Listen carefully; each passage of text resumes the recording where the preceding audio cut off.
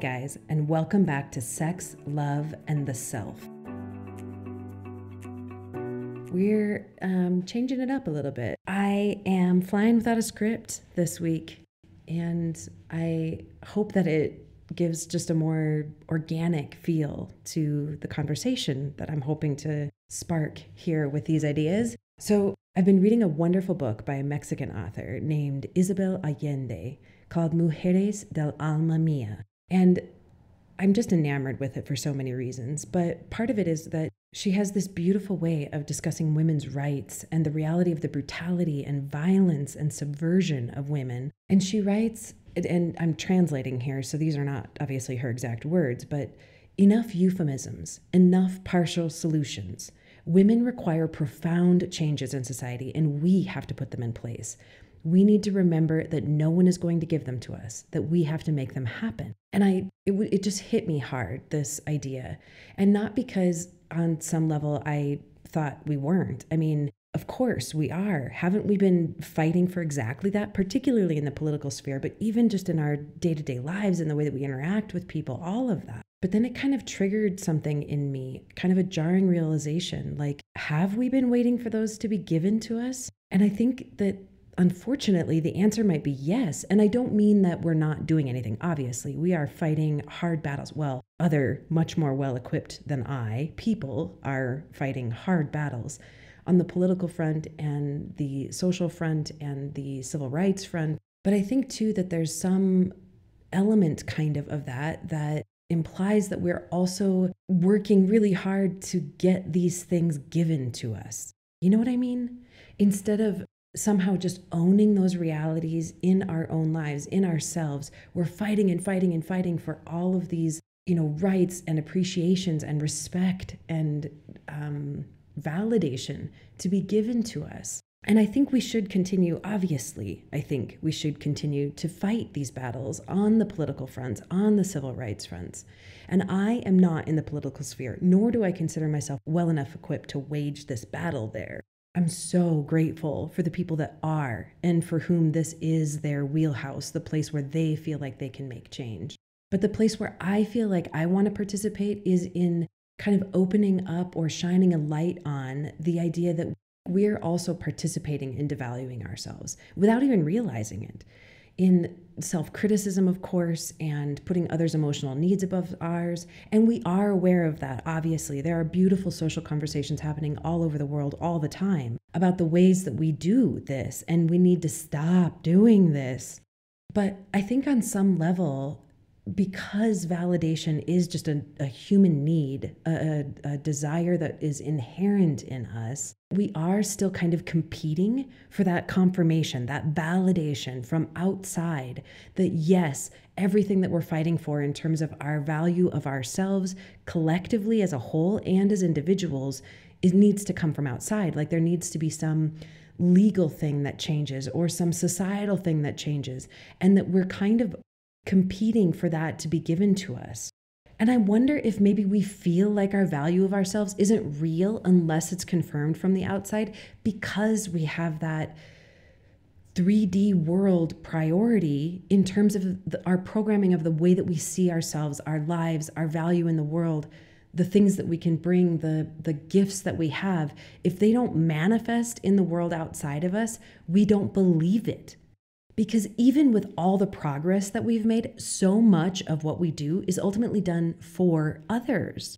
The idea that we keep attempting to kind of extract that reflection back, that confirmation from the outside world, is what I think gets in the way. And I think that we do it without even realizing. So perhaps when we're getting ready to leave the house in the morning, we dress ourselves a certain way, we put on our makeup or we don't, we do our hair or we don't, whatever we do. And even if we walk out of the house feeling like goddesses, like beautiful, authentic versions of ourselves, representations of our energy selves in this physical form, there's still some element of that we want validated back. We want to be able to believe in the thing that we think about ourselves. And even if what we do isn't done for others, often it could also be done for confirmation and validation, whether we realize it or not. So I have this incredibly beautiful friend who happens to be single, and she happens to have a crush on this particular dude. And she was talking to me the other day about the reality that she had accomplished something really beautiful in her life in a professional context. And she received an award for it. And so, of course, she posted photos of herself receiving the award and owning the accolade and being proud of herself. And she realized throughout the day that she was checking over and over and over to see if her crush had responded to those photos. She was sort of embarrassed by the reality that she's trying to get a response from this guy as validation that he knows that she's awesome in this particular way in her field of study in her career. And she was fully able to acknowledge that in part the reason that she made those posts was to garner this reaction from this person. She wanted him to make her feel like what she had done was valuable. And for whatever reason, it didn't matter that there were hundreds of other people that liked and commented on the post. Congratulations, you're amazing, blah, blah, blah. That's not what she wanted or needed. She wanted it from that guy. It's like if the confirmation or validation comes from people we expect it to, family, close friends, or if it comes from complete strangers that we have no real understanding of or relationship with, it's just sort of white noise. But if it comes from someone that we want to be validated by, it has a whole different meaning. Suddenly, there's more weight put on the response from this other person. There's more credibility given to the response from someone if we want and are seeking out that validation. And the ironic thing is that as much as we want these realities, this external validation, and like I said, of course we need that, we deserve that. It's part of being a human. But any confirmation or validation that comes from outside is never going to be able to fulfill us in the way that we actually want it to. It can't, because what we really want and need is to feel it within ourselves, and that can't be given by somebody else. That has to be given to ourselves. There are so many ways that we participate in devaluing ourselves without even realizing it. Like, for instance, as I talked about in the self-love workshops, self-deprecating humor. Why do we do that? I mean, I know why we do that. Of course, we do that because it's an easy way to make people like us and perhaps laugh and to humble ourselves in front of other people. The whole thing. I get it. I do it. I did it all the time. But the reality is that in that speech, we are saying to ourselves that we're doing something wrong or that we're bad or that we're flawed. And of course, that's okay. We can acknowledge those things. But if that makes us feel bad, if that generates an energetic downshift in the way that we value ourselves in front of others, or if it makes us feel like others are more valuable than we are, the upshift of their energy or the prioritization of their energy, it's actually not doing anyone any good at all. Like, for instance, that fine line between bragging and valuing ourselves in the outside world. And I think for a lot of us, that's a really fine line to try to navigate because we don't want to be seen as bragging by the people outside of us. And we don't want to be devaluing ourselves or running ourselves down to the world outside of us. There are all kinds of ways in which society and our legal structure are robbing us of our value and disempowering us. That's absolutely true. But there's also these subtle little ways that it's happening that are both coming from within and from without. So I heard this or saw on TikTok or Instagram or something like that, a post from a gentleman that talked about his wife having made him aware of the fact that because smart home devices are named things like Alexa and Siri, that they are training an entire generation to have a perspective that feminine energies, women perhaps, are servants. And that's just so uncomfortable. Of course we're not. This speaks to the reality that there's so much in our language, in our culture, in our basic belief systems that ultimately disempowers us to each other and in front of each other about ourselves. But I think we can take some control of that narrative. I think we can fight back, and we have to fight back against those subtle little suggestions, against that kind of unconscious programming. And we do that by valuing ourselves. We do that by knowing that we are not servants, for example. Because the thing is, because there is this sort of element of competing with each other from validation from outside or from confirmation that we are who we want to believe that we are, or we're seen as who we want to believe we are seen as, if we can let go of that, we can unite in our advocacy for each other, because that's the thing that's going to change. First of all, of course, our individual perspectives, that has to be the first element. But if we collectively know that we are all incredibly valuable without getting that supported from outside or validated or confirmed, we can let go of all kinds of these societal metrics, these measuring sticks, like, making the most money or winning the prize in whatever field in which we work, or needing to be popular or powerful or whatever.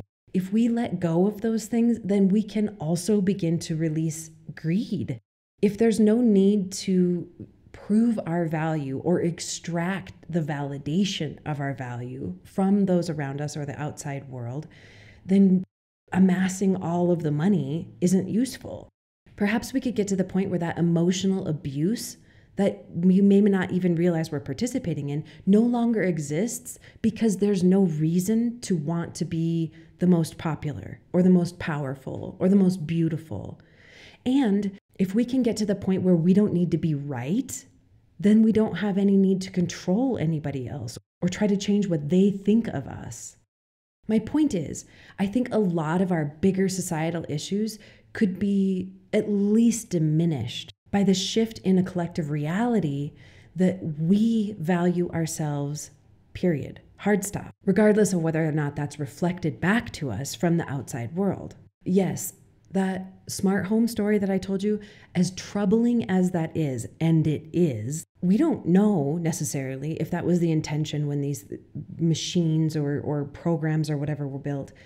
And I think that we could take some ownership of that narrative and flip it and consider the possibility, or just decide to believe, that those machines were set up that way because on some level, there's this idea that actually women know everything. They know how to get things done. They know where the shit is in the fridge.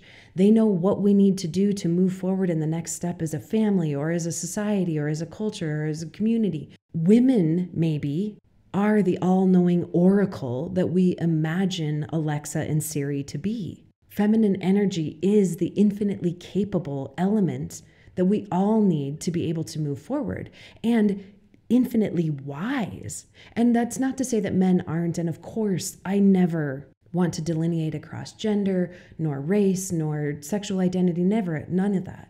I do think that there has been, for a very long time, a perspective that women, I'm just going to use that general term, aren't as good and aren't as valuable. And I think one of the reasons that perhaps we seek out this external validation all the time is because we have been sort of programmed to believe that men are better than us. Collectively, our society has operated under the perspective that production, physical productivity, is more highly valued than the more feminine energies of spiritual growth or emotional awareness or productivity in terms of creativity. And I think that's the battle that's really being waged here. I think we're trying to shift into a new era, into a new reality in which the more feminine perspectives, the more feminine ideas and concepts, spirituality and creativity, and I don't mean that in terms of just like art, but the giving form and shape to energy, is the direction that we're headed collectively. The reason that we're having these incredible battles is because we're trying to move into this new era in which the spiritual version of ourselves is more highly valued. The emotional version of ourselves is more highly valued. And I think the battle comes in shifting out of that more masculine energy and kind of terrestrial perspective, that what is manifest on the earth in terms of our literal structures or political systems or buildings, that those are measures of worth and value. And I think viewing this smart home narrative as the idea that it's, another way in which the perhaps patriarchal system is intending to subvert women or our power is perhaps real and may be a part of the battle, but it also may not be. And we can flip those narratives and own this information in a different way to make it real in the version that we want it to be, in which women are all-knowing, are powerful, are infinitely wise. Personally, I don't believe that one energy or another is more important or more powerful. I don't believe that men are the enemy of women. I believe we need each other. I believe we need to be able to work together. I think we have so much unconscious programming to undo, to shift out of this perspective of the world that comes from the terrestrial manifested realities in which we live, and shift into the inner work, the spiritual realms, the higher selves, all of that more feminine energy that I think is the way forward for us. We don't put enough value, perhaps, on the spiritual world, on the energetic bodies that we are. We're still looking for that outside reflection back. In the context of professional lives, for instance, we want money or fame. We want to be acknowledged for the value that we give. And we deserve that, absolutely. All humans deserve that. Humans need this support, the support that comes from being seen and having our truth, our reality reflected back to us.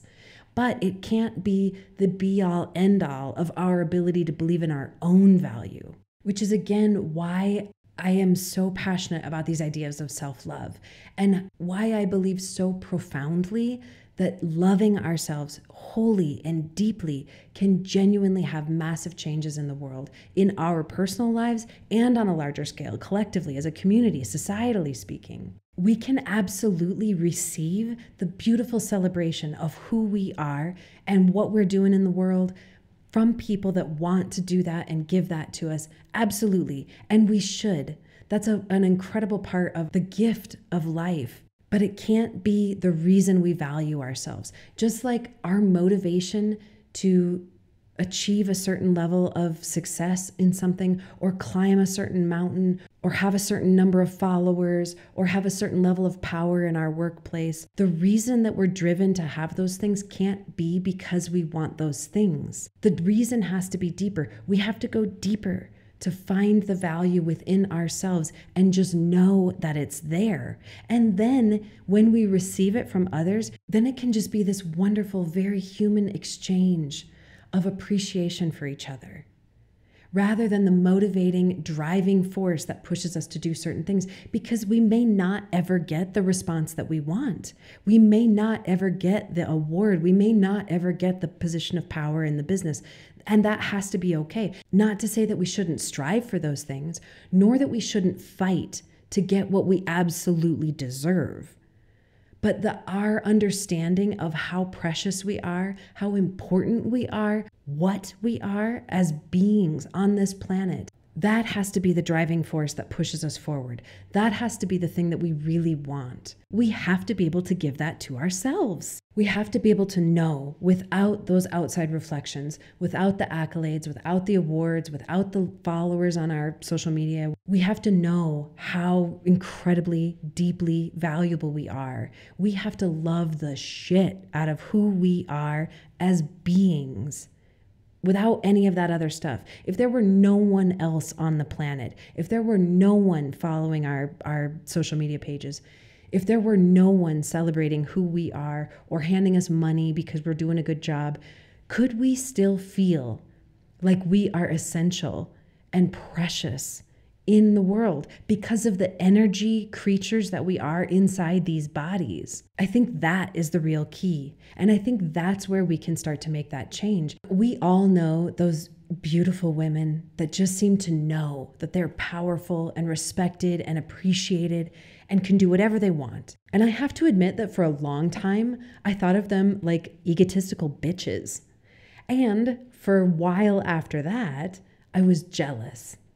And I realize that that's because they walk out into the world with this like unshakable confidence, this just like profound knowing that they are worthy, that they are valuable, that they can get any man they want, they can get any job they want, they can get any level of power or accolade that they want, even if that isn't physically possible. Like this woman that I perhaps am admiring here may not actually be able to run a marathon faster than anybody else, but her energy speaks to the reality that she doesn't give a shit if she could actually do that or not. Because that's not what's important. The thing that's at the core of her confidence, in my opinion, obviously, from the outside, but is just this deep knowing that she's valuable as she is, no matter what she's wearing or what she has or hasn't done in her life. And I want us all to have that. I want us all to just know. I want us all to get to the point where nothing from outside can impact our belief about ourselves. That we can just know how incredible we are, how special we are, regardless of whether someone celebrates us in the outside world, to get to the point where it doesn't impact us personally, that our understanding of ourselves is not heavily impacted or changed by whether or not the outside world agrees with what we have to say. I think the fine line there is to just know our value, not in comparison to others, but rather just as this deep, quiet knowing within. Because when we start to feel like we're better than others, or even in the middle, or even at the bottom, anytime we're measuring our value or our worth based on something that's coming in from the outside, whether it be supportive or not, is sort of a hologram of the truth of what we feel. Because it isn't real then unless it's reflected back to us, whether it be positive or negative.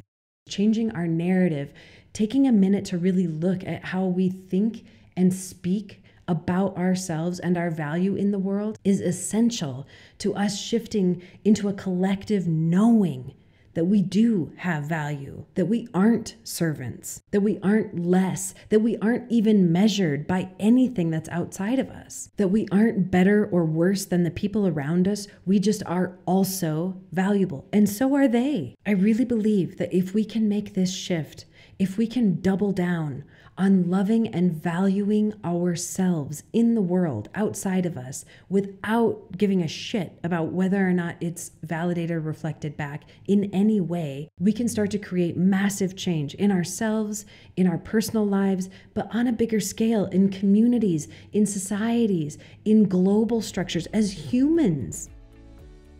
So if you want to explore these ideas further, I'm going to be diving into the how we can look more closely at ourselves, at our language, at the way we interact with people, and how we can adjust that to bring more value to ourselves from ourselves in our own lives.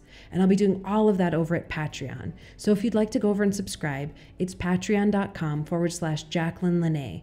If these ideas that self-love and valuing ourselves resonates with you, I offer all kinds of books and workshops and personal support programs over on my website as well, authorjacquelinelanae.com. That's JACLYNLANAE. Thanks for listening.